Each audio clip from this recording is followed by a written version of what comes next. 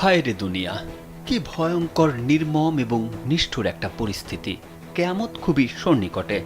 বাবা মারা গেছে, তাতে কি সম্পত্তি তো বুঝে নিতে হবে।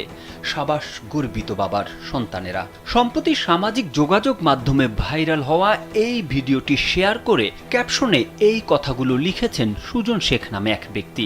মৃত বাবাকে চেয়ারে বসিয়ে সম্পত্তি লিখে নেওয়ার মতো নির্মম দুঃখজনক ঘটনা দেখলে যে কারো হৃদয় কেঁপে ওঠে। ভিডিওতে দেখা যায় একটি অফিস কক্ষে একজন ব্যক্তি বসে আছেন এবং আরেকজন ব্যক্তি তার টিপসই নিচ্ছেন। কক্ষে আরো কয়েকজন ব্যক্তির উপস্থিতি লক্ষ্য করা যায়। স্যান্ডেলিনা সো, রূপচর্চায় আভিজাত্য। ভিডিওটির প্রচারের মাধ্যমে দাবি করা হচ্ছে এটি একজন মৃত বাবার কাছ থেকে তার সন্তানের সম্পত্তি হাতিয়ে নিতেই টিপসই নেওয়ার দৃশ্য।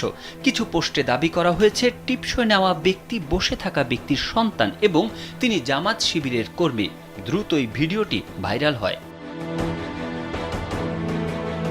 পরে রিউমার স্ক্যানার টিমের অনুসন্ধানে জানা যায় আলোচিত ভিডিওটি মৃত বাবার কাছ থেকে টিপসইয়ের মাধ্যমে সন্তানের সম্পত্তি হাতিয়ে নেওয়ার ঘটনা নয়। প্রকৃতপক্ষে এটি একটি হাউজিং কোম্পানির কাছে জমি বিক্রির পর উইনম্যাক্স মোবাইল কোম্পানির চেয়ারম্যান মোহাম্মদ হোসেন খানের জমি রেজিস্ট্রেশন সংক্রান্ত কার্যক্রমের ভিডিও। ভিডিওতে থাকা মোহাম্মদ হোসেন খান জীবিত আছেন।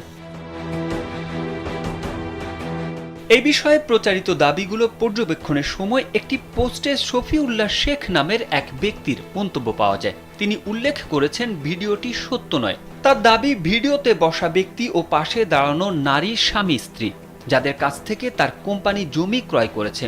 অসুস্থতার কারণে ওই ব্যক্তির বাসায় অফিসের রেজিস্ট্রেশন কার্যক্রম চলছিল এবং ভিডিওটিতে সেটি দেখা গেছে। ঘটনার বিস্তারিত জানতে শফিউল্লাহ শেখের সঙ্গে যোগাযোগ করে রিউমার স্ক্যানার টিম। তিনি জানান তিনি একটি বেসরকারি হাউজিং কোম্পানিতে সিনিয়র প্রজেক্ট ইঞ্জিনিয়ার হিসেবে কর্মরত।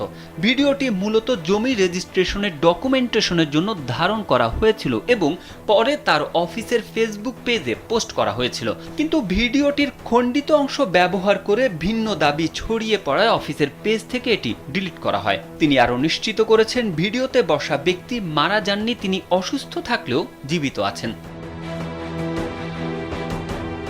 তারেক আহমেদ, কালবেলা।